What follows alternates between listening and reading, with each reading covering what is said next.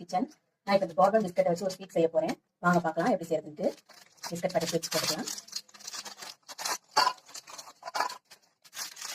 சின்ன சின்ன பீஸா பிச்சு போட்டுக்கிறோம்.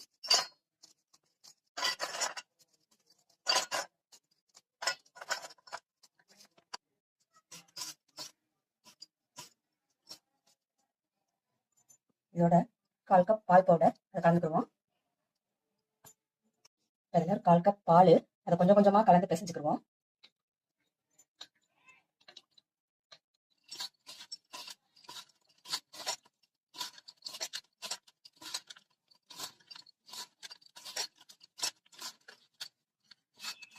ஒரு சின்ன உருண்டையை எடுத்து